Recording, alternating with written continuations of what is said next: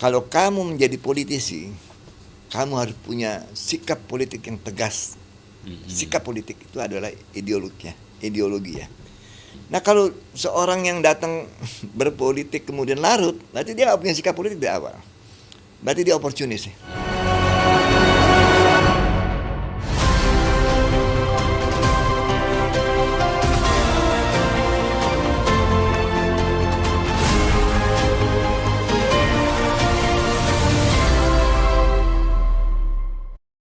Sobat Leader dimanapun Anda berada, kembali kita berjumpa dari Menara Kartika Chandra Jakarta. Inilah Freddy, Leader Channel TV. Sobat Leader, ada politisi yang dikenal karena jabatan. Ada juga politisi yang dikenang karena kekuasaan. Tapi ada juga politisi yang menarik justru karena jejaknya berada di balik keputusan-keputusan besar. Nah, sobat, hari ini saya berbincang dengan salah satu politisi senior yang melewati masa paling menentukan dalam perjalanan politik Indonesia. Siapa dia? Insinyur Ruli Hairul Anzwar. Selamat datang, Bang Ruli. Selamat datang, Bung Freddy. Terima kasih sudah diundang. Sudah mau Leader. menghadiri undangan saya. Of course, kalau Freddy yang undang, bagaimana teman lamanya? Terima kasih, Bang. Hairul Anzwar atau Bung Ruli ini adalah lulusan Teknik Industri ITB angkatan 1973. Dan bukan lulus biasa, cum laude. Bahkan saya dengar plus AAA 3 kali, bukan A plus saja. Nah, itu tesis saya yang bagus. Pak Kuntoro yang menilai itu. Ini kan keren. Yang kemudian masuk ke dunia politik, menjadi salah satu anggota DPR MPR dari Golkar hingga Partai Golkar yang cukup lama dan berada dalam fase penting ketika Golkar bertransformasi menjadi Partai Golkar.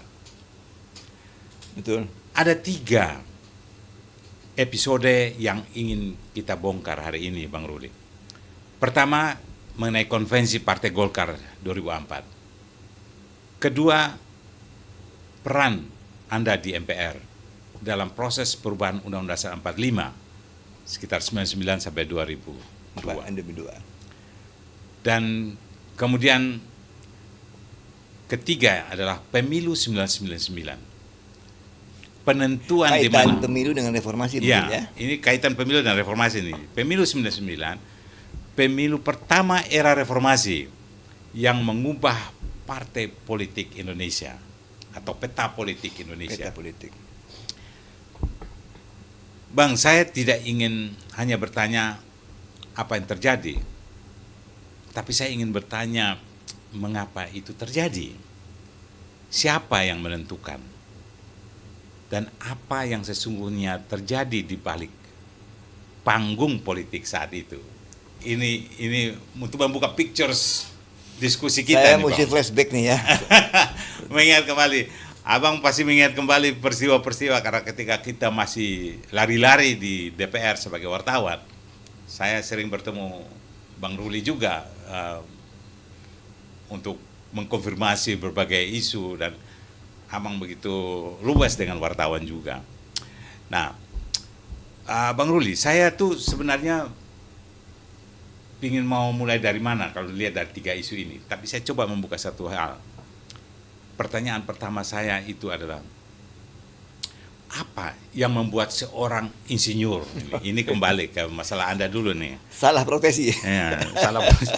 Apa yang membuat seorang insinyur teknik industri, ya kan, akhirnya memilih masuk ke dunia politik dan bertahan begitu lama dan berperan dan ikut menentukan di dalamnya. Nah ini.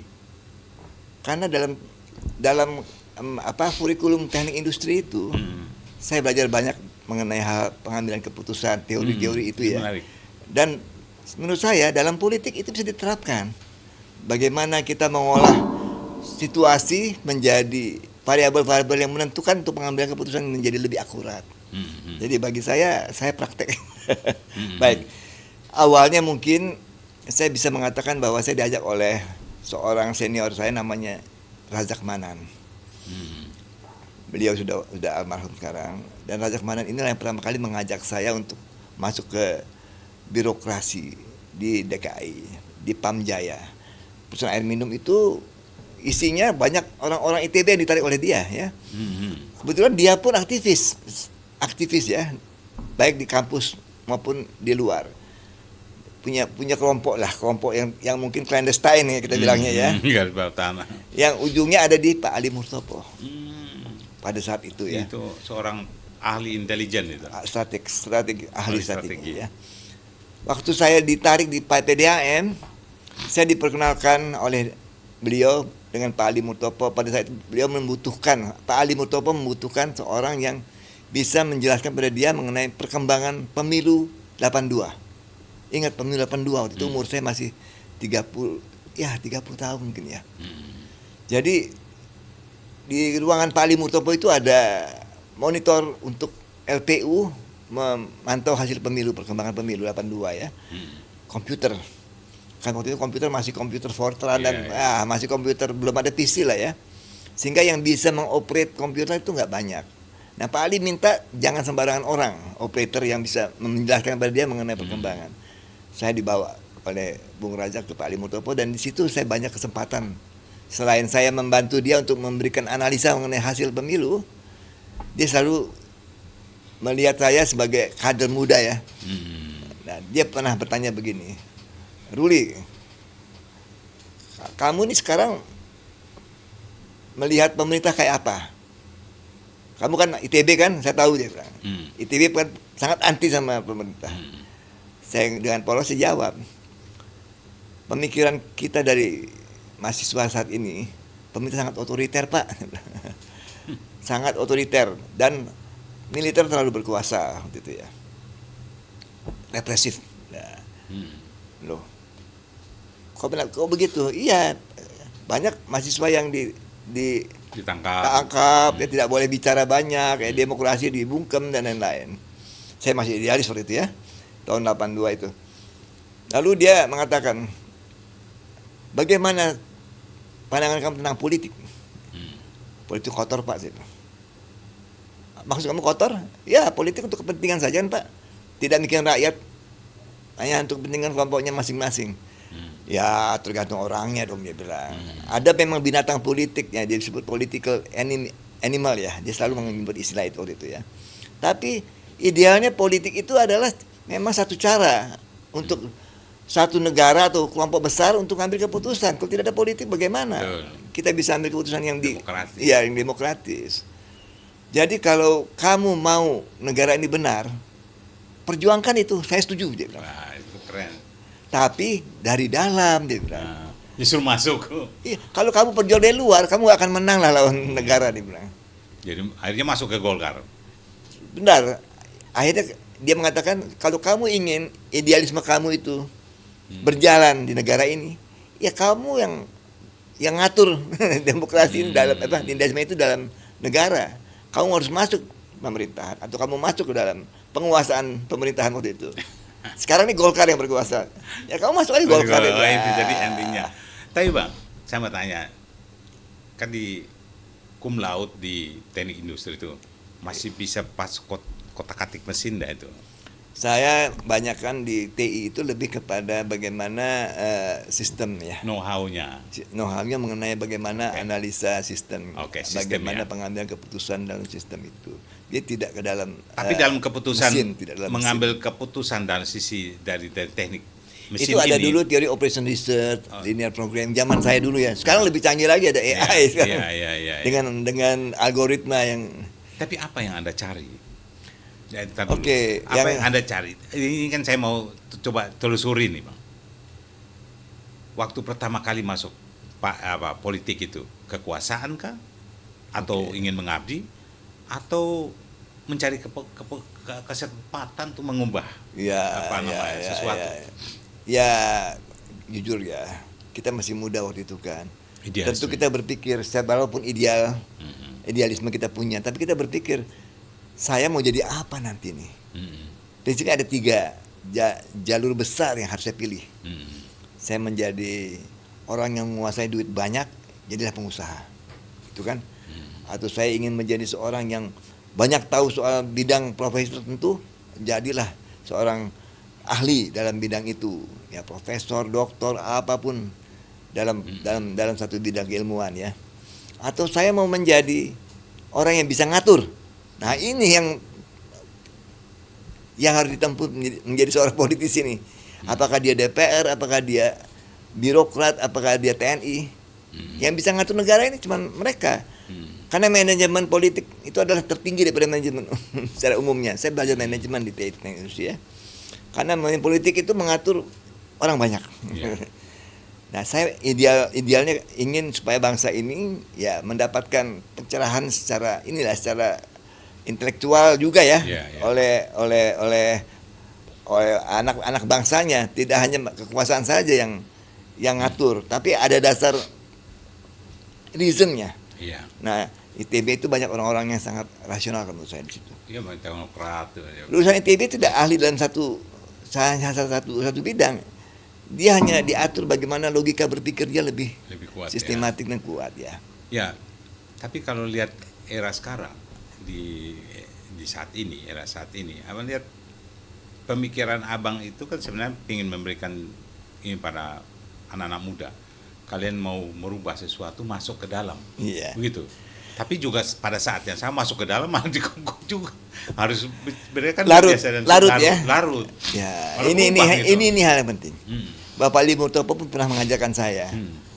Kalau kamu menjadi politisi, kamu harus punya sikap politik yang tegas. Sikap politik itu adalah ideologi ya. Berarti kamu harus punya karakter dalam berpolitik yang jelas kepentingan orang banyak yang kamu perjuangkan. Itu adalah ideologi ya. Sikap politik harus kelihatan setiap langkah kamu dalam pengambilan keputusan. Nah, kalau seorang yang datang berpolitik kemudian larut, berarti dia nggak punya sikap politik dari awal. Berarti dia oportunis ya. Kalau melihat sekarang ini gimana? Banyak sekali politisi, bagaimana orang menjadi pemimpin saat ini? Banyak sekali yang oportunis. Karena apa? Ya dia berpikir kan, gue mau apa dalam karir kan uang, ya ujungnya uang semua sekarang ya, pragmatisme. Jadi boleh saya bilang politik kita ini semua itu atas nama saja, atas nama kepentingan. Boleh kata boleh mengatakan itu uang aja sebenarnya. Iya boleh mengatakan orang semua hanya menggunakan politik sebagai kendaraan saja untuk mendapatkan kekuasaan kan. Setelah itu dia mendapatkan uang. Pada umumnya begitu. Jadi maupun ideologi apapun dia bawa, sebenarnya uang dan kekuasaan aja. Dia tidak membuat ideologi itu menjadi karakter dia. Bukan ya. Dia tidak praktekkan itu. Tapi pragmatis. Hanya alat untuk dia kayak ojek aja. Dia jadikan partai menjadi tumpangan dia untuk bisa jadi anggota DPR misalnya gitu. Setelah anggota DPR, dia tidak lagi bicara mengenai idealisme apa rakyat mau, tapi apa yang saya mau jadi. Tapi waktu itu di Golkar, Pak Harto saya kira nggak mendidik kawan-kawan di Golkar. Pak Harto salah satu orang samping Bung Karno ya yang saya kagumi ya. Karena beliau itu seorang ahli strategi yang sangat. Beliau sekolahannya mungkin nggak tinggi-tinggi amat ya. Tapi beliau menerapkan apa yang dia yakini dengan baik dan benar. Dia hati-hati dalam membuat keputusan jangka panjang, saya lihat. Dan dia dikelilingi oleh orang-orang yang secara keilmuan, secara pengalaman mapan. Sehingga apa yang dia peroleh dalam informasi sebelum pengambilan keputusan sangat paripurna dan lengkap. Dan itulah kelebihan dari TI ya, Teknik Indonesia ya. Kita dibiasakan bagaimana cara mengambil keputusan yang benar. Dan ada metodenya itu dalam mengambil keputusan. Sehingga dalam politik itu bisa saya terapkan. Ya. Dan Pak Harto itu seorang ahli strategi dalam rangka melihat bangsa Indonesia ke depan. Coba bayangkan waktu itu. Mungkin Pak Ali Murtopo pernah memberikan sumbangan mengenai pemikiran akselerasi pembangunan 25 tahun ke depan ya. Situ ada teori yang mengatakan lepas standar dan lain ya. Itu salah satu pemikiran Ali Murtopo yang luar biasa. Tapi Pak Harto menerapkan ini. Ya, dengan repelita itu dia menerapkan ini. Sehingga bangsa Indonesia punya rencana yang jelas ke depan mau apa. Dan dalam politik dia mengatakan kalau kita mau bangun bangsa ini harus stabil dulu. Nomor satu stabilitas yang harus dipegang. Nomor dua kita harus punya duit untuk tumbuh. Jadi kita harus kumpulin akumulasi dana melalui pertumbuhan ekonomi. Nomor tiga ya memang ujungnya adalah pemerataan. Jangan kita biarkan kesenjangan. Ya, 3 itulah yang menjadi akhir titik berat Iya. pembangunan ya. memang teori Trilogi pembangunan ya. ya teori pembangunan. Nah, ini sangat rasional ya. Hari ini pun masih bisa diterapkan itu, nggak ada, saya Ya. pikir ya. Nah, itu teori kan sudah umum di negara-negara, mulai dari developing, ya, kemudian ya. sampai taking off, Iya, ya kan? iya. Nah, kita memang selalu mau taking off tuh mandek Ya. karena terhadang. Tapi cukup lama sebenarnya. Tapi Bang, di era Pak Harto, korupsi itu kelihatannya kok kecil-kecil ya. Apa karena nilai mata uang? Tapi sekarang itu ukurannya T, dan itu melibatkan pejabat negara sampai Akbar ini Pak kemarin itu Pak, saya muat dalam beritanya itu Agung Laksono bahwa dia setuju hukuman mati bagi koruptor. Yang kelihatan sudah masif dan sangat luar biasa, mengecewakan rakyat sebenarnya. Apa itu hasil demokrasi yang kita cari? Nah, inilah salah satu yang harus kita lihat sebagai masalah bangsa ya. Akar masalahnya adalah pada manusia, kalau saya lihat ya. Penegakan hukum harus konsekuen, konsisten harusnya ya. Sehingga manusia jerah itu bukan karena akan bisa diatur. Dia tahu persis seperti di Cina ya. Kalau dia melanggar, hukumannya mati misalnya. Iya. Jerahnya kelihatan. Dan itu tidak pandang bulu itu. Ya. Di kita mungkin 2 faktor, dua pihak saya harus lihat ya. Penegakan hukumnya bagaimana, penegaknya bagaimana, pelakunya bagaimana. Kalau penegaknya semuanya masih bisa disuap, pelaku bisa dikriminalisasi, kasihan dia kalau dihukum mati ya. Iya. Sebaiknya pelakunya juga moralnya udah benar apa enggak. Mungkin ini akan masalah di sini. Bagaimana kita melihat masalah bangsa kita adalah masalah moral. Ini masalah kepercayaan dunia, Ya. baik publik maupun luar negeri. Untuk bisa kembangkan bisnis di Indonesia kan mesti faktor kepercayaan. Betul. Tapi mereka kalau tidak bisa kelihatan, ini kan repot. Sehingga abang setuju nggak hukuman mati itu? Saya setuju, tapi penegak penghukumnya juga harus punya ini ya, punya kepastian buat kita ya, bahwa dia memang betul-betul objektif. Tidak bisa dikriminalisasi. Terutama para penegak hukum ini. Iya. Persoalan Mulai sekarang dari penegakan hakim, hukum. jaksa, Iya, itu. polisi.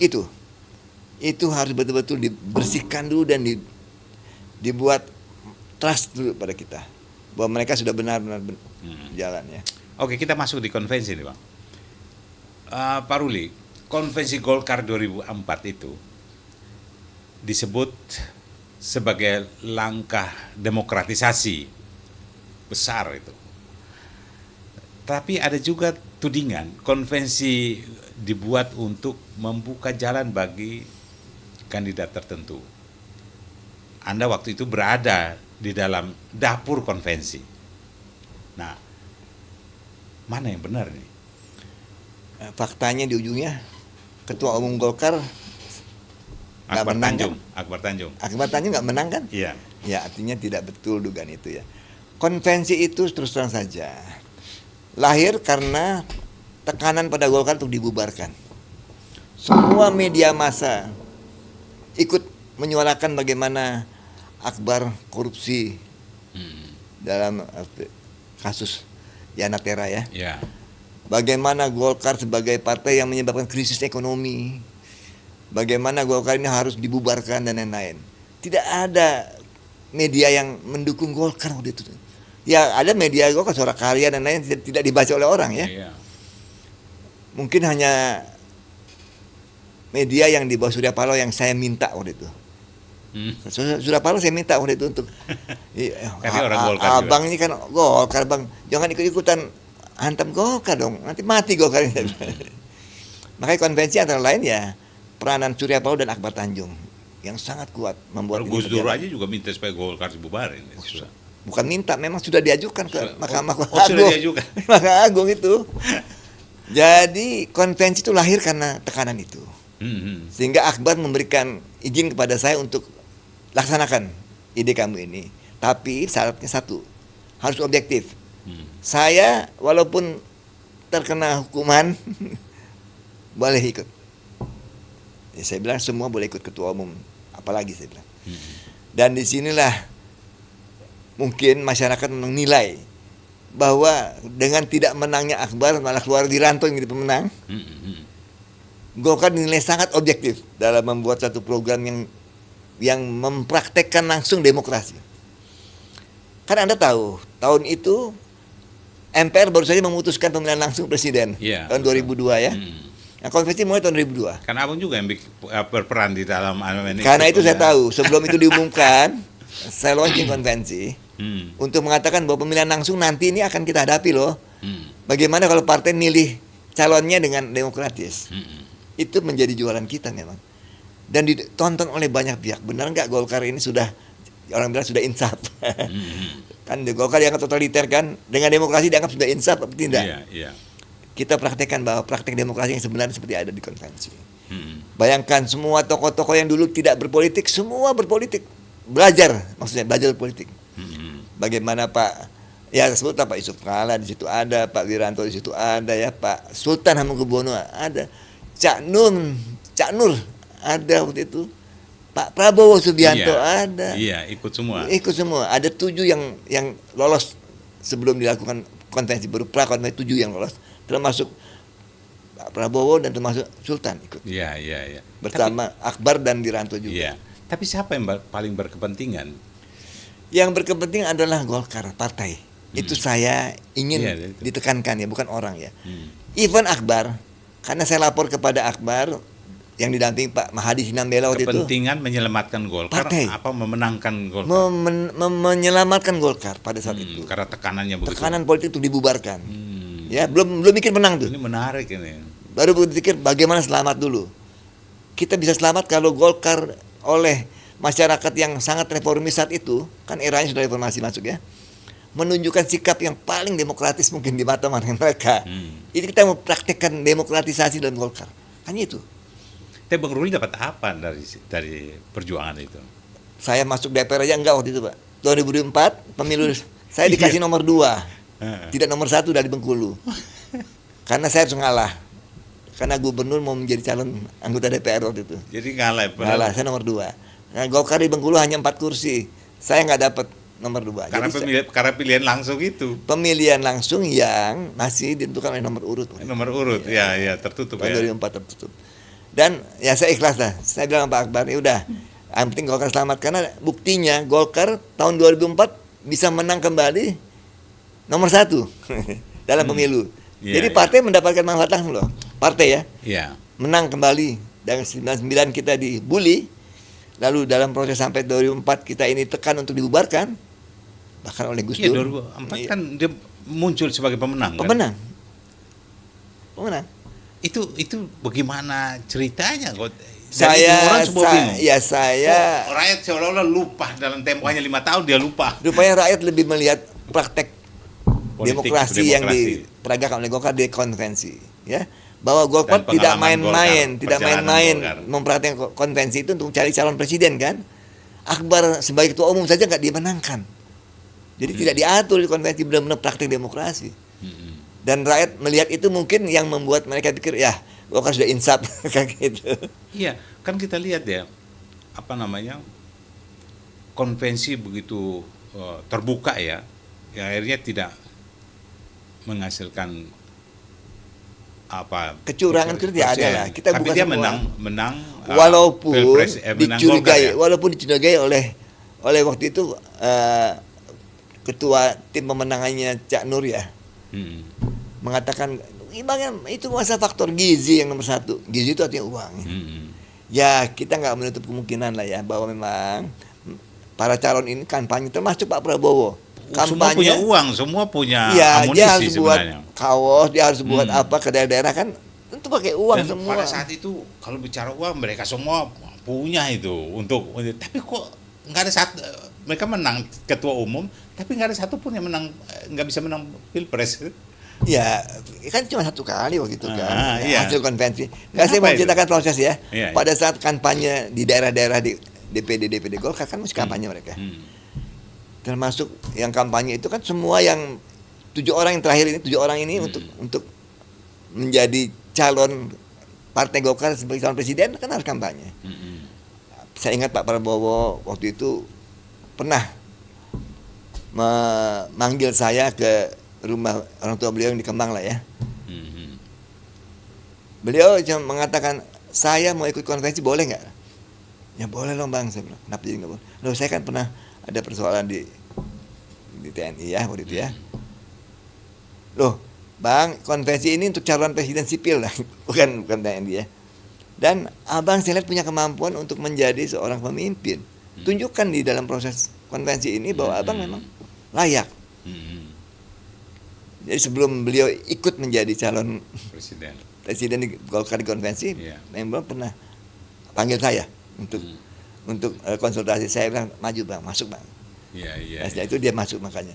Dan Pak Sultan juga begitu. Ya, cuma Sultan juga menganggap bahwa kalau konvensi Akbar ikut sebagai calon pasti tidak demokratis. Ya karena dia ketua. Ya kan dia ketua umum ya. Termasuk Surya Paloh mengatakan pasti tidak demokratis.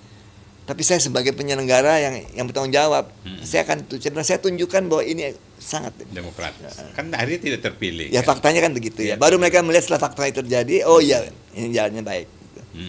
Nah, sehingga Golkar akhirnya mungkin dengan demikian rakyat pun, publik pun menilai ya layaklah Golkar ini sebagai partai yang dewasa yang sudah mempraktikkan demokrasi untuk menang kembali. 2004 Golkar menang kembali. Tapi masalahnya pada mekanisme konvensinya figur yang dihasilkan atau Golkar belum siap menerima kompetisi pada politik terbuka. Pemilihan betul. Terbuka. Begini, saya melihat ini variabelnya lain ya. Suasana politik pada tahun 2004 itu kelihatannya menginginkan calon presiden itu yang decisive. Itu penilaian saya ya. Mungkin saya bisa salah ya. Jadi banyak kalangan yang menilai harus TNI lagi yang menjadi calon presiden. Iya. Yang kedua, memang dalam kaitan dengan figur, kebetulan figur yang ikut konvensi itu tidak semuanya mungkin ada figur yang memang dinilai oleh rakyat pemilih. Kan yang milih rakyat sekarang. Kalau tadi kan yang milih kan Golkar aja. Ini rakyat pemilih bukan rakyat Golkar ya. Harus figur yang memang tidak punya persoalan dengan bangsa ini. Sayangnya figur tentara yang di Golkar itu dianggap terlibat HAM dan lain-lain ya. Baik Pak Wiranto maupun Pak Prabowo waktu itu ya. Pak SBY saat itu pernah mau ikut. Pernah mau ikut. Oh, pernah mau ikut. Dia bicara sama saya waktu acara HUT Golkar itu, saya duduk sebelah dia. Rul, sebetulnya saya ingin mendaftar. Tapi saya mengikuti kehendak Bu Mega. Saya ini kan anak buahnya sebagai menteri. Ya, siapa yang mau jadi calon presiden, saya nggak berani mengatakan saya mau jadi calon presiden. Mungkin dia sudah punya menyiapkan partai Demokrat kan sebelumnya sudah siapkan. Jadi waktu itu Yusuf Kala yang lapor, saya mau jadi calon Mbak. Nah Pak SBY enggak. Nah dia ngomong sama saya tidak enak sama Bu Mega, rupanya tidak enak untuk daftar. Rupanya masyarakat melihat calon presiden yang TNI, figurnya dia tinggal. Jadi waktu dia diadu dengan Wiranto mungkin dianggap punya masalah-masalah lalu di dalam era reformasi ya. Karena eranya reformasi masalahnya. Dia waktu itu kan kasospol. Jadi apapun dia hanya memberi analisis konsep-konsep aja. Kalau yang bertempur di lapangan kan Pak Wiranto itu kan. Suasana mau TNI kembali kelihatan tentara lagi, tapi tentara yang mana yang dianggap ya figur baru yang tidak punya masalah dengan masa lalu gitu ya. Yaitu SBY. Jadi saya melihat bahwa konvensi menghasilkan figur yang memang ada di situ, 7 orang yang ada di dalam proses itu ya, karena Pak SBY tidak mendaftarkan. Tapi eranya Anda berjuang begitu luar biasa, tapi yang berhasil saya kira memenangkan kembali Partai Golkar. Konvensi itu dan Partai Golkar menang pemilu kan gitu. Ada satu peristiwa lagi loh yang Anda lupa. Sebelum terjadinya sidang di MPR tahun 98, sebelum terjadinya pemilu malah 99,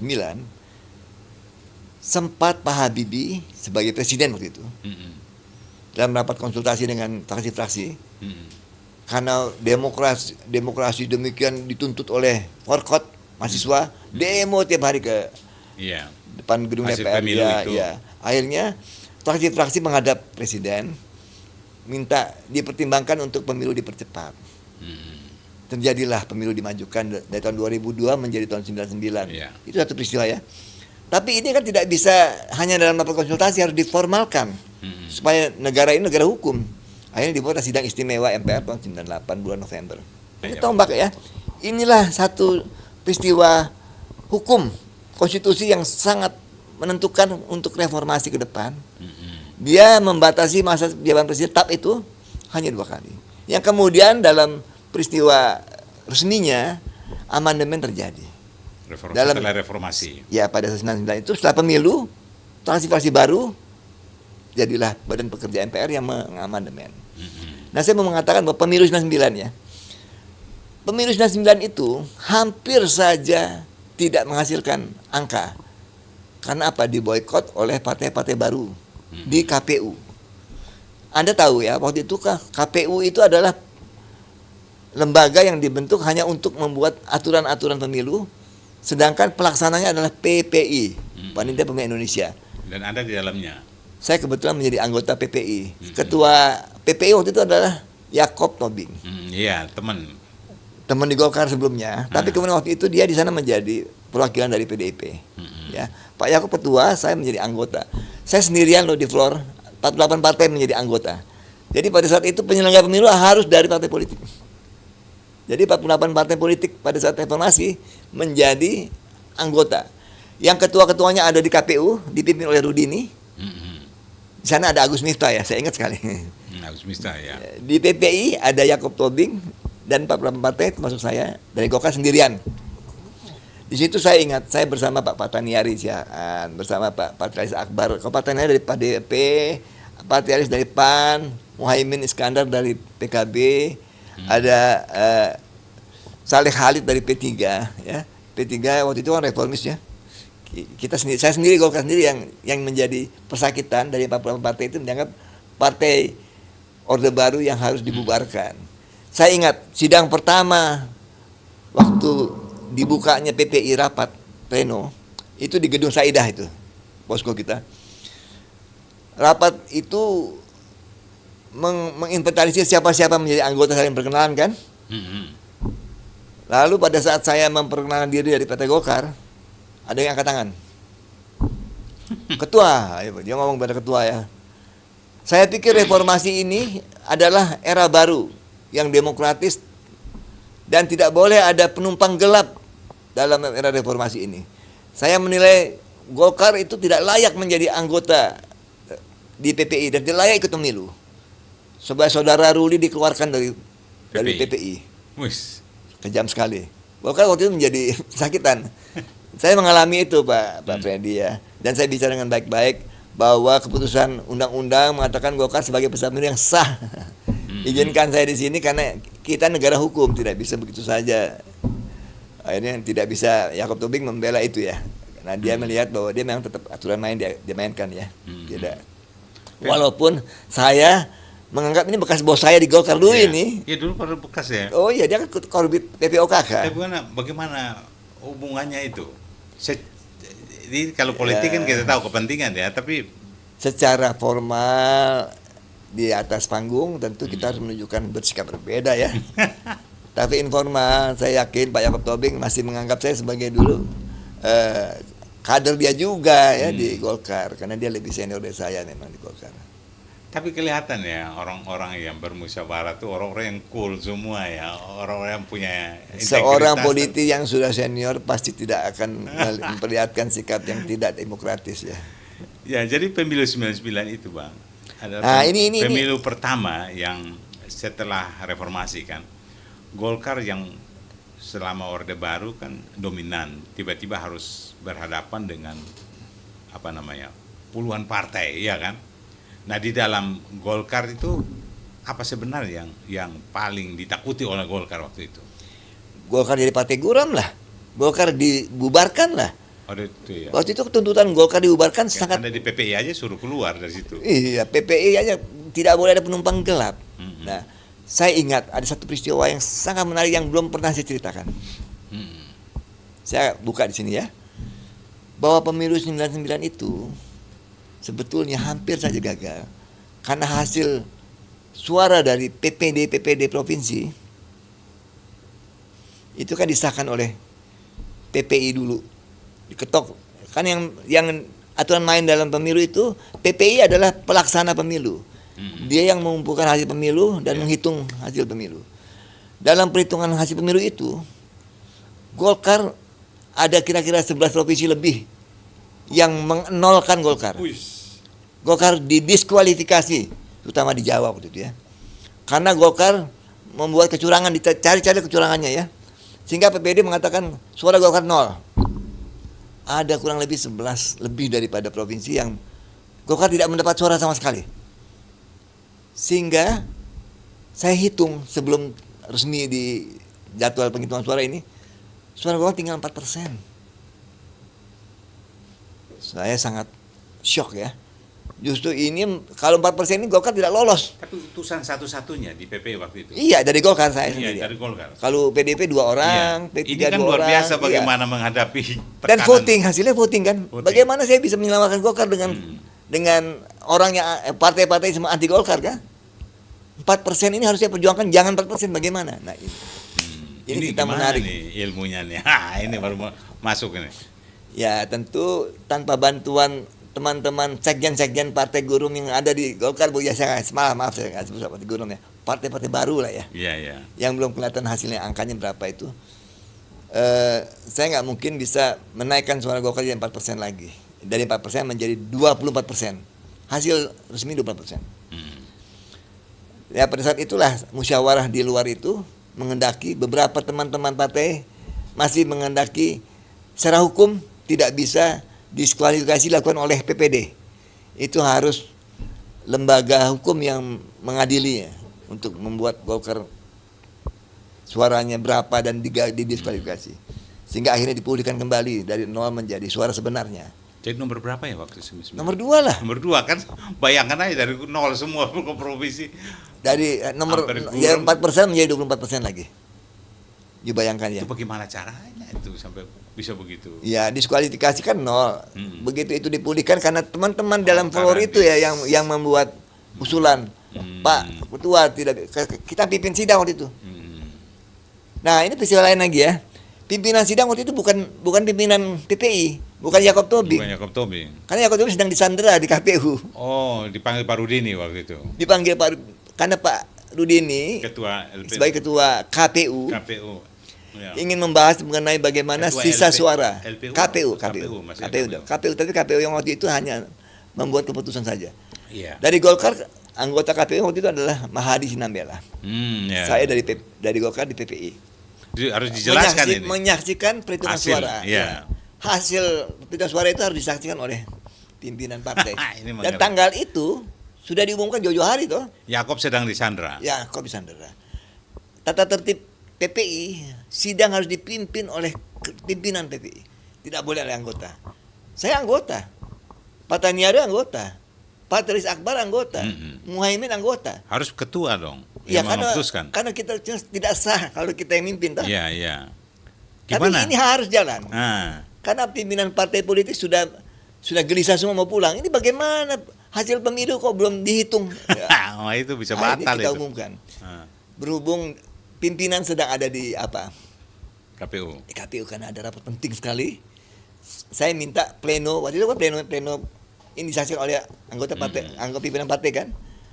Pleno PPI membuat keputusan untuk tata tertib nomor sekian bahwa sidang ini bisa dipimpin oleh bukan pimpinan partai, bukan pimpinan PPI. Akhirnya kita putusin dulu. Ya, Sah itu ya. sah ya, karena pleno yang memutuskan. Tata tertib buat oleh pleno kan. Baru kita mulai sidang, menghitung suara itu. Dan dalam hitungan suara itulah kita bisa mengembalikan, terutama saya ya, mengembalikan suara Golkar normal. Karena yang diskualifikasi tidak sah dari bawah tuh. Saya enaknya diskualifikasi oleh PPD tidak sah, harus melalui proses peradilan dulu, nggak bisa begitu saja. Kembali menjadi 24% suara Golkar dan nomor 2 Golkar. Nah ini ada cerita lagi, Fred, yang lain Fred. Iya, iya. Hasil itu belum bisa dinyatakan sebagai hasil pemilu. Iya. Karena tugas kita hanya menghitung dan mengetok hasil pemilu itu sebagai hasil perhitungan. Ya. Hasil itu harus diusulkan kepada KPU, undang-undang ya. Bahwa KPU lah yang mengesahkan hasil pemilu. Ya. Kalau tidak disahkan oleh KPU, tidak ada hasil pemilu. Ya, betul. Setelah itu kita berunding dengan pimpinan, nanti udah kembali lah ya, udah besok-besoknya ya. Kita usulkan resmi kepada KPU. Apa yang terjadi? KPU menolak untuk mengesahkan dulu. No. Karena alasannya menunggu Mahkamah Agung menyidangkan kecurangan pemilu. Iya, waktu itu kita tahu perkembangannya kecurangan pemilu kan hiruk pikuk itu, siapa yang curang, siapa yang tidak. Bisa Akhirnya mentah lagi ini itu. kapan mau diputusin hasil pemilu 99 ini. Sudah terancam lah kita dengan legalitas pemilu ya waktu itu. Tinggal ke presiden. Ya. Kalau KPU tidak mau mengesahkan undang-undang, lo harus KPU kan. Iya. Mengubah undang-undang itu agak gampang dan lama. Kita ambil terobosan waktu itu dengan pimpinan PPI ya. Kita buat presiden yang memutuskan secara dekret. Artinya ex-kepres. Tapi kepres itu fungsinya mengesahkan juga. Bagaimana? Ini melanggar undang-undang. Seharusnya kan nggak bisa kan. Kepres mengatasi undang-undang nggak bisa toh. Tapi kita laksanakan juga waktu itu. Tidak ada pilihan lain. Terpaksa Pak Habibie kita sebagai kepala negara ya, dia sebagai kepala negara waktu itu kan? Kita lobby untuk buat ke Kepres Pak. Kalau tidak ini celaka nih. Reformasi ini tidak pernah bisa berjalan dengan baik karena tidak ada hasil pemilunya 99. Pak Habibie untung, wow iya harus ini ditekan sama dia. Dan Kepres itu ternyata diterima oleh semua pihak termasuk luar negeri. Mengakui. Itu dekret kedua setelah 59 itu. Fungsinya dekret. Iya. Karena nggak mungkin. Kan berhasil kan? Berhasil kalau dekret kayak Gus Dur kan dekret tapi tidak berhasil. Itu berarti bukan dekret. Kalau dekret harus didukung semua. Didukung terutama tentara juga yang tidak. Kalau tentara nggak setuju bisa jadi kudeta. Betul. Dan itu peristiwa yang sangat menentukan jalannya reformasi sampai hari ini, Fred. Tanpa hasil pemilu 99 yang diakui, Fred. Dan waktu itu pemilu dianggap pemilu yang paling demokratis toh, 99 itu. Nggak ada reformasi hari ini. Kalau saya lihat ini dikunci lobby politik gitu. Siapa yang paling menentukan tuh, Bang? Saya waktu itu lobby sebelumnya ya, saya lobby teman-teman dari sekjen-sekjen partai yang kelihatannya kan garis keras waktu itu Pak. 99 tuh gila-gila tuh. Dan saya yakinkan Pak Pataniari waktu itu. Sebagai anggota dari PDIP. Kan kita sudah ngintip hasilnya toh sebagai penyelenggara tuh kita tahu ya. PDIP nomor 1 tuh udah saya bilang. Saya ngomong sama dia, Bung Patah, kalau you tidak berhasil mengetok hari ini ya, hari penghitungan suara ini sebagai partai pemenang, jangan mimpi kau punya kesempatan lagi. Bisa bubar. Gagal, reformasinya bisa gagal. Aduh. Lalu bagaimana kata Pataniari? Ya kita ambil alih lah, biar pimpinan di sana kita pimpin rapat sih. Mana bisa ya kita minta izin dulu. Aku minta izin sama Mahadi Sinambela. Iya kau lakukan itu kata Mahadi. Patah ke Yakob dan semuanya mengizinkan. Dan kita rapatkan itu dan kita jadikan itu keputusan juga kan akhirnya untuk bisa sah anggota yang mimpin. Itu kuncinya waktu itu ya. Kita musyawarah di situ. Bagaimana saya bisa meyakinkan PDIP yang menjadi waktu itu kan lawan politiknya kita kan? Iya. Setuju. Nah itu. Nilainya apa sih? Kalau bisa lihat penentuan orang-orang di bagaimana situ saya bisa menarik kepentingan sama-sama, kepentingan yang sama. Kita bawa pada kepentingan yang sama. Reformasi harus sukses berjalan. Dan pintu gerbangnya adalah perannya berapa orang tuh Bang di situ di 5. PP? Siapa itu yang penentu? Pataniari, saya, Pak Akbar, yang anggota anggota Saleh Khalid sama Muhaimin Iskandar. 5 orang ini dari dan fraksi yang ketuanya Jakob Tobing. Nah di PPI Jakob Tobing ketuanya. Dari PDIP ada 2 orang kan, ada Jakob Tobing, ada Pataniari. Satu ketua kan. Nah ini kan menarik Bang, bahwa keputusan itu tidak bisa datang begitu aja. Tadi pertanyaan pertama bahwa penentuan lobby itu ini bukan suara tapi kuantitas tapi kualitas politiknya itu, kepentingannya itu. Kita bisa mengajak kepentingan yang sama dari dalam musyawarah itu yang diajak. Kepentingan lebih besar daripada kepentingan. Pak Ruli kan kemudian ikut juga dalam proses amandemen konstitusi. Dari utusan fraksi Partai Golkar ya. Nah, kalau kita lihat ketika Indonesia mengubah konstitusinya itu, orang-orang yang melihat amandemen sebagai teks, ada yang melihatnya dari dalam proses politik. Nah, apa yang sebenarnya terjadi di balik kompromi-kompromi itu yang kalau kita lihat kan kalau ujungnya kan musyawarah mufakat, tapi sesungguhnya ini kan kompromi-kompromi kepentingan-kepentingan yang terakomodir. Itu kan, Betul Pak. sekali. Sebetulnya tuntutan reformasi lah yang menyebabkan terjadinya proses amandemen itu ya. Kalau tidak ada reformasi mungkin undang-undang dasar tidak akan dirubah. Karena Orde Baru memang semangatnya tidak merubah undang-undang dasar. Malah semangatnya adalah mempraktekkan secara murni dan konsekuen. Nah, karena reformasi menuntut demokratisasi yang sepenuhnya. Nah, ini yang menjadi nilai demokrasi, nilai yang mau diwujudkan dalam amandemen, Bung. Ya. Saya melihat bahwa perbedaannya dengan asli bagaimana hasil amandemen itu. Perbedaannya pada supremasi kekuasaan. Kalau dulu supremasi kekuasaan ada di tangan lembaga yang namanya MPR. Setelah amandemen kekuasaan berada pada lembaga, bukan lembaga institusi tapi lembaga yang namanya konstitusi. Jadi supremasi konstitusi itu menjadi nyawanya undang-undang dasar setelah diamandemen. Jadi tidak ada lagi lembaga tertinggi yang namanya MPR. Memang betul itu. Betul. Yang ada adalah konstitusi, di mana lembaga-lembaga negara itu derajat semua. Ada 8 ya. MPR, DPR, DPD, MA, BPK termasuk MK, Komisi Yudisial. Itu semuanya memegang supremasi hukumnya masing-masing. Tapi satu sama lain lah melakukan check and balances satu sama lain. Yang mengatur di mana kewenangannya ya konstitusi. Jadi lembaga-lembaga ini diatur kewenangan dalam konstitusi, ya. Kalau lembaga biasa kan diatur kewenangan dalam undang-undang aja, ini dalam konstitusi. Itu perbedaan yang sangat nyata. Sehingga dalam prakteknya kita mesti belajar bagaimana ada lembaga baru yang namanya Mahkamah Konstitusi yang mengadili kalau terjadi sengketa dikonstitusikan. Di mana ada lembaga baru yang namanya DPD yang menggantikan peran utusan daerah. Perlu Anda tahu bahwa dalam sidang selama 2000 sampai 2002 itu tidak ada keputusan untuk kesepakatan yang diambil secara voting. Tidak ada anggota legislatif yang dihasilkan melalui pengangkatan, tidak boleh ada. Tapi Anda setuju ya? Karena ini juga satu penghormatan bahwa demokrasi hasil keputusan itu harus sah dan legitimate dan demokratis gitu kan. Itu nomor satu. Jadi artinya Ya. voting di pleno Ya. untuk pasal 2 ayat 1 itu adalah untuk menunjukkan pada Pasal dunia. 2 ayat 1 yang mana ya? Itu yang menentukan utusan No. Pasal 2 ayat 1 itu pasal 1 ayat 2. Ya. Yang mengatakan kedaulatan di tangan rakyat Dilakukan sepenuhnya. dilaksanakan menurut undang-undang dasar. Itu yang baru begitu. Ya. Yang lama kedaulatan di tangan rakyat dilaksanakan oleh MPR. Ya. Ya. Itu tidak voting. Itu musyawarah. Yang menentukan utusan itu kan di pasal 2 ayat 1 itu yang di voting.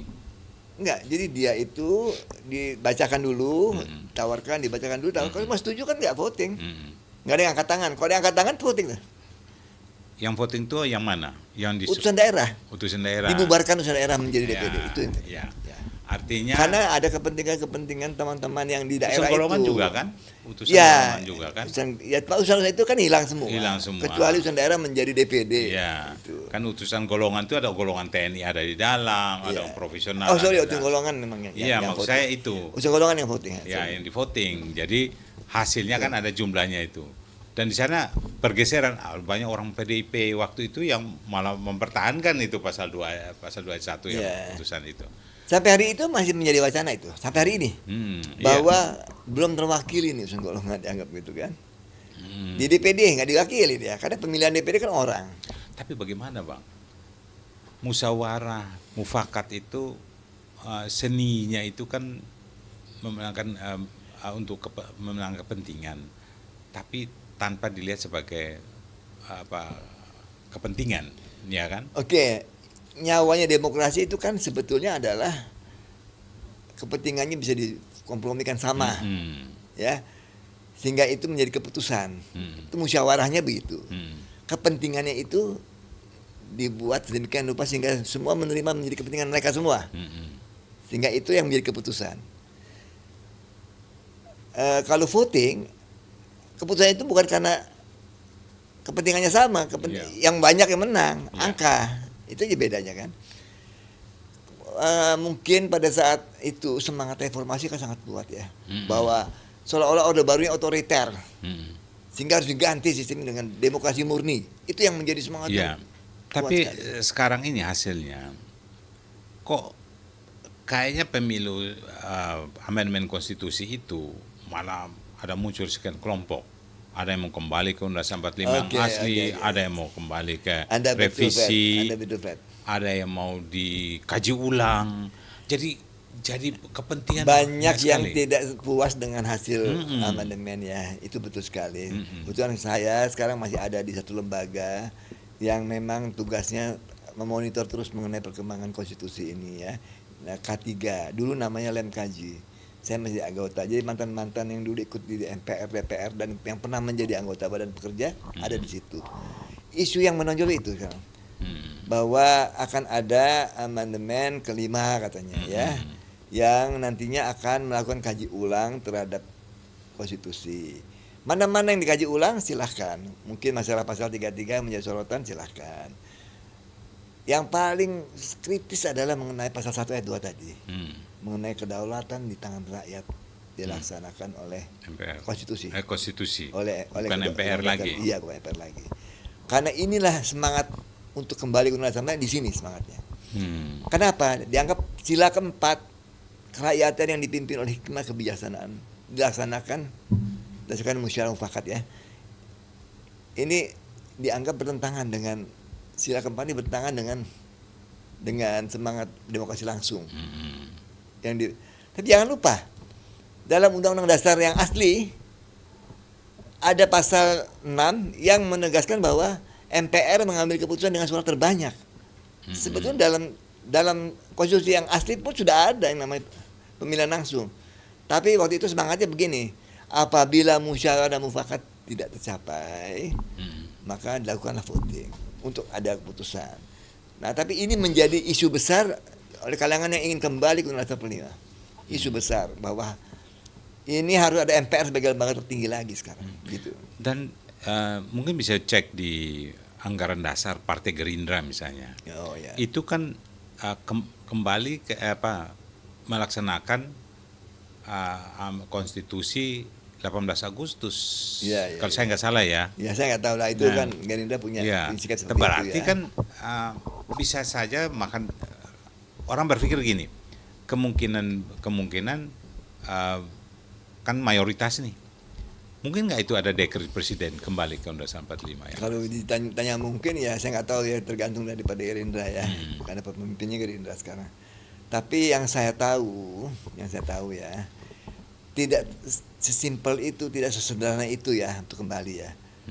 Bagaimana sejak tahun 2002 sampai hari ini Undang-Undang Dasar yang diamandemen itu sudah berlaku, sudah jalan iya. Prabowo jadi presiden kan karena itu. Ya, yang lainnya adalah emang lembaga-lembaga yang kayak DPD, kayak MK itu, kayak Komisi Yudisial dibubarkan begitu saja kan nggak mungkin juga ya. Itu semua sudah berjalan, sudah tertata secara sistem ya.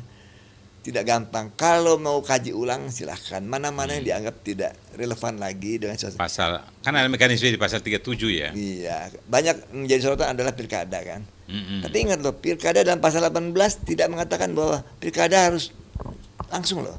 Hanya dikatakan secara demokratis itu. Tapi Pak Ruli sepakat soal pembatasan presiden di konstitusi itu. Sangat sepakat. Dua kali masih jawaban sangat sepakat. Kemarin kan Jokowi isunya kan Jokowi ingin jadi 3 periode. Tidak. Nah, ditolak. Ya, mau bertutur maupun tidak bertutur tidak bisa. Tidak bisa ya. Ya, sangat sepakat. Karena bagi kita memberi kesempatan lah. Ya, pada kader-kader bangsa ini kan banyak. Ya, masa 2 periode nggak cukup untuk belajar dia. Tapi kelemahan apa yang mendasar di konstitusi 2002? Pemilihan langsung itu dianggap mempraktekkan pragmatisme ya. Pemilihan langsung pilkada atau pemilihan apapun pemilihan langsung, termasuk presiden. Dianggap kalau kita mau menjadi gubernur, bupati atau presiden harus punya uang banyak. Karena kita harus menang dengan cara membeli suara rakyat. Ini kan namanya kan melanggar undang-undang. Membeli suara nggak boleh. Tapi praktek itu terjadi. Dan saya nggak tahu ya bagaimana demokrasi kita bisa bertahan kalau begini terus menjadi prakteknya. Sehingga siapapun terpilih menganggap bahwa dia harus mencari kembali uangnya. Itu kan nggak baik ya. Jadi sekarang tuntutan kita demokrasi yang sehat kayak apa sih? Demokrasi yes, tapi bukan demokrasi yang kayak begini. Harus demokrasi yang sehat. Nah, tantangan demokrasi sekarang itu situ. Jangan-jangan karena tadi bicara butuh uang yang banyak, menjelang 2029 ini orang mulai dengan berbagai cara uang ditempel di Ya, tembok-tembok. kau lihat sendirilah ya apa yang terjadi.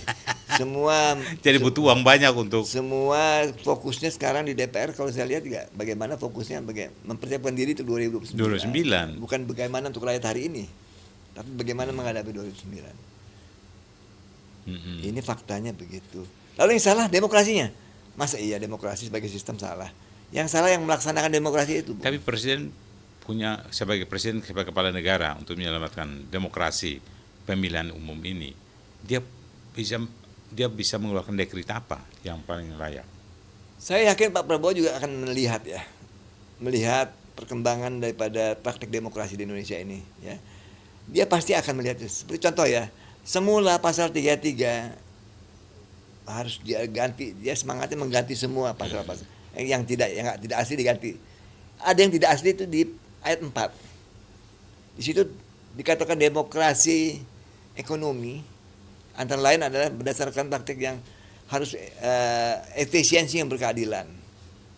Ini yang dipersoalkan. Ini pintu masuk liberalisme. Efisiensi. Belakangan dia kan mengatakan ayat 4 itu benar, harus efisien dan sebagainya. Jadi dia enggak, maksudnya semangat untuk kembali dengan dia setuju dengan ayat 4 sebetulnya tidak lagi yang Iyo bilang tadi, harus kembali semuanya ke yang asli. Jadi artinya bisa tapi revisi. Ya, artinya gaji ulang sesuai dengan pasal apa yang menurut Anda harus direvisi dalam di saya nggak batang tahu. tubuh Saya itu? juga nggak tahu ya, karena saya sebagai pihak yang ikut dalam perubahan itu. Iya. Semua itu kan karena kesepakatan musyawarah semua partai. Tapi berarti tergantung presiden mau mengambil keputusan apakah misalnya daerah-daerah tertentu mana yang bisa langsung, mana yang tidak bisa langsung. Nah, itu yang disebut sebagai Kan asimetri ya. Asimetri. Kan daerah ini kan kayak Papua itu kan semua masih pakai token itu, ya kan? Itu pasal mengenai pemilihan umum ya. Itu keputusan presiden, harus keputusan presiden. No. Pasal mengenai pemilihan umum itu bisa saja diamandemen. Saya nggak menolak adanya amandemen lagi kok. Tapi harus dikaji ulang, tidak kembali semuanya gitu ya. Mana-mana yang dianggap oleh fraksi-fraksi dan partai politik ini, kalau 2/3 suaranya menyetujui silahkan rubah. Diusulkan 1/3, 2/3 setuju ya rubah. Karena ada mekanisme pasal 37. Iya. Ya, kita sudah berjalan 20 tahun lebih ini kan amandemen ini. Sudah waktunya juga untuk dievaluasi. Kita nggak menolak. Pihak kayak kami yang ikut dalam amandemen yang lalu, welcome sekali. Tapi jangan seolah-olah kembali ke Undang-Undang 45 semuanya. Itu namanya mata gelap itu. Bang Uli, kita akan masuk sesi akhir. Ya. Apa yang ini mau katakan? Mungkin 1 menit di dalam diskusi ini yang belum kita ungkapkan. Saat ini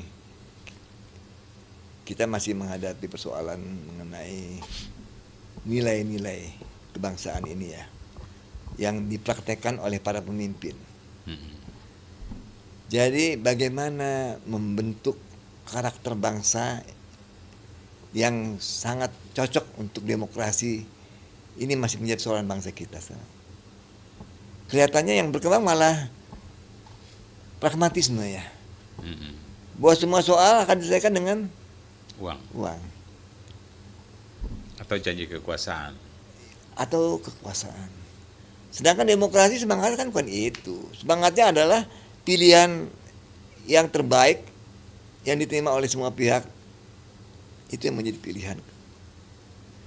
Mungkin kita harus mengevaluasi bagaimana penegakan hukum di Indonesia ini. Karena penegakan hukum itu menentukan arah juga bagaimana praktek-praktek konstitusi kan hukum ya. Sampai ke bawah aturan di daerah itu bisa ditaati dengan baik, bukan karena takut, bukan karena uang, tapi karena taat.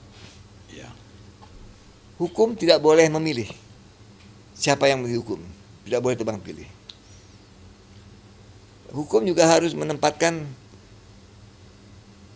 posisi orang-orang yang minoritas ini, yang marginal ini, mendapatkan tempat yang layak dengan baik, sejajar dengan yang mereka yang punya fasilitas dan lain-lain. Saya pikir itu penting. Yang kedua adalah praktek demokrasi yang sehat ini masih jauh dari harapan. Saya tidak setuju kalau harus kembali ke Undang-Undang 45. Jadi saya kembalikan bahwa pemimpin itu harus punya karakter kepribadian dan nilai yang dia emban.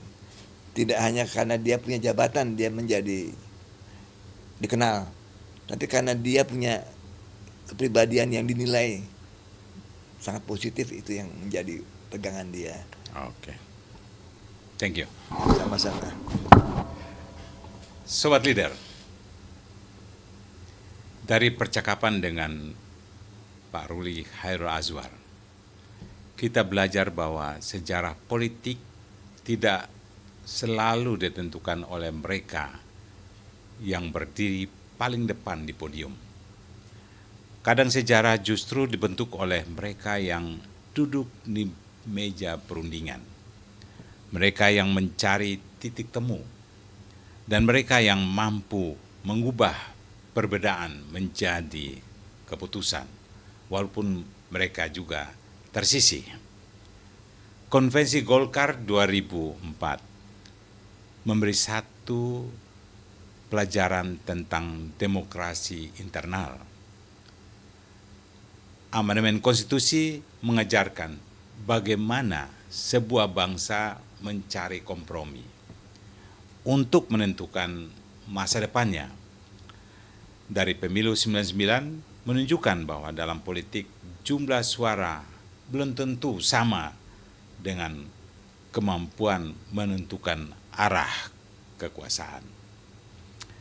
Tetapi pertanyaan pentingnya tetap, mengapa keputusan itu lahir? Siapa yang sesungguhnya menentukan? Dan apa yang bisa kita pelajari hari ini? Saya Freddy Nuru, tetap di Leader Channel TV. Sampai jumpa lagi.